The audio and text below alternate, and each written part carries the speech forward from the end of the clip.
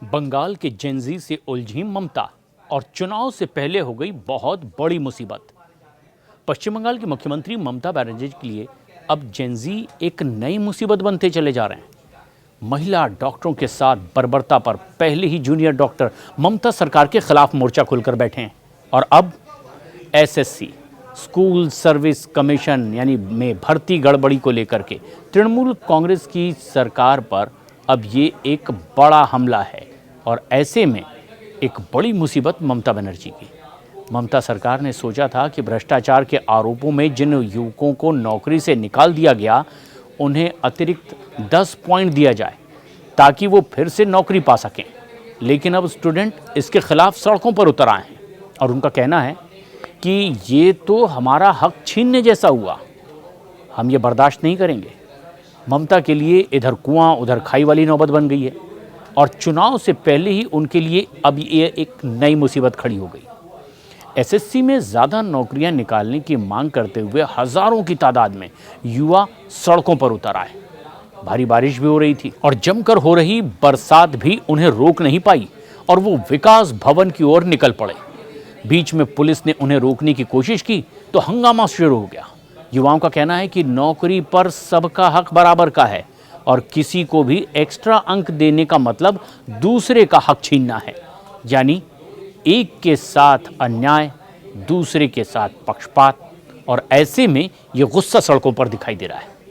युवाओं का कहना है कि ये पहली बार टीचर्स भर्ती के लिए परीक्षा देंगे, अगर उनका हक मारा गया तो वो फिर चैन से नहीं बैठेंगे। नारेबाजी करते हुए हजारों स्टूडेंट सड़कों पर वहीं पर धरने के लिए बैठ गए। लेकिन डिमांड क्या है युवाओं की? उन्होंने ये भी बताया कि 10वीं के अंक पूरी तरह से समाप्त करने चाहिए। जो 11वीं और 12वीं के शिक्षक हैं उनके साथ साथ जो 9वीं और 10वीं के शिक्षक हैं उन्हें भी उस अनुभव से 10 अंक मिल रहे हैं। तो फिर क्या हम नए लोग उन 10 अंकों के लिए प्रतिस्पर्धा करेंगे? खासतौर पर 11वीं और 12वीं कक्षाओं में अब नए को नौकरी नहीं मिलेगी जो 9वीं और 10वीं में सेवारत हैं। अब उन्हें पढ़ाने के लेकर के शिकायत भी है, लेकिन वो 11वीं और 12वीं में नहीं है। इसके बावजूद उन्हें 11वीं और 12वीं में अनुभव के लिए 10 अंक अतिरिक्त क्यों मिलेंगे? इसीलिए नए लोगों की मांग जायज़ भी है। 10 अंक क्यों दिए जाएंगे, ये भी एक बड़ा सवाल खड़ा किया गया। कक्षा 10वीं और 9वीं और उधर 11वीं और 12वीं के लिए एसएससी परीक्षा 7 और 14 सितंबर को आयोजित की गई थी। शुरुआत में ये घोषणा की गई कि परिणाम नवंबर के पहले हफ्ते में जारी किए जाएंगे। फेल हुए लोगों को भी नौकरी देने का आरोप स्टूडेंट्स का ये कहना है कि पहले कई ऐसे लोगों को नौकरियां दी गई जो परीक्षा में फेल हो गए थे, जबकि योग्य अभ्यर्थी अब भी नौकरी से वंचित हैं। और भर्ती लिस्ट में पैसों को लेकर के नए नाम जोड़ दिए गए और ये भ्रष्टाचार का एक नया आरोप लगा। ईडी और सीबीआई पहले से इस घोटाले की जांच पड़ताल कर रही है और इसमें पूर्व मंत्री पार्थ चटर्जी और उनकी करीबी अर्पिता मुखर्जी जेल में भी हैं। अब विपक्ष ने इस मुद्दे पर राज्य सरकार को घेर लिया है और कहा है कि ये युवाओं के भविष्य के साथ खिलवाड़ है। सरकार का दावा यह है कि इस मामले की जांच अदालत की निगरानी में हो रही है और निर्दोष लोगों को फंसाया नहीं जाएगा।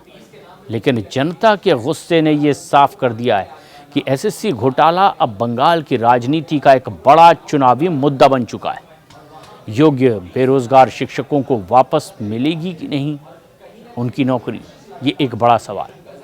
और क्या इस बीच अब जो नई खबर आ रही है वो ममता बनर्जी के लिए एक नया पेंच खड़ा कर रही है, क्योंकि योग्य बेरोजगारों का एक वर्ग अपनी पुरानी स्कूली शिक्षण नौकरियों में लौटने वाला है। स्कूल सेवा आयोग 1 नवंबर से उन्हें 9वीं और 10वीं कक्षा के शिक्षक के रूप में बहाल करने की प्रक्रिया शुरू करने जा रहे हैं। पिछले अप्रैल में अदालत के आदेश से 2016 के लिए शिक्षकों की भर्ती का पूरा पैनल रद्द कर दिया गया था और इसके परिणाम के बाद लगभग 26,000 शिक्षकों और शिक्षक कर्मियों की नौकरियां इसमें चली गई थी। इनमें से कई पहली कक्षा 9वीं और 10वीं में पढ़ा रहे थे। वो पदोन्नति या फिर अपने घर के पास के स्कूल में पढ़ाने के अवसर की तलाश में एसएससी परीक्षा फिर से दे रहे हैं। उन्हें अब नए शिक्षण अवसर में भी मौके मिले और इस बार कक्षा 9वीं और 10वीं के शिक्षकों को चरणबद्ध तरीके से उनकी पुरानी नौकरी पर वापस भेजा जा सकता है। और बताया ये जा रहा है कि 2016 की भर्ती में मौका मिलने से पहले जिन स्कूलों में वे पढ़ा रहे थे, उन्हें वापस भेजने की कोशिश की जा रही है। हालांकि अगर वहां पद खाली नहीं है तो उन्हें पास के ही किसी और स्कूल में नियुक्त करने की भी कोशिश की जाएगी।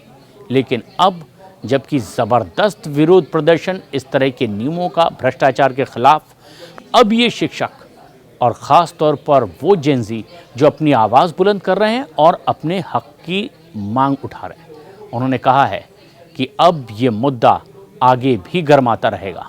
यानी बंगाल का चुनाव जैसे जैसे नज़दीक आ रहा है, कुछ पुराने जिन बोतल से बाहर आ रहे हैं और जेन ज़ी का गुस्सा माहौल को और गर्मा रहा है।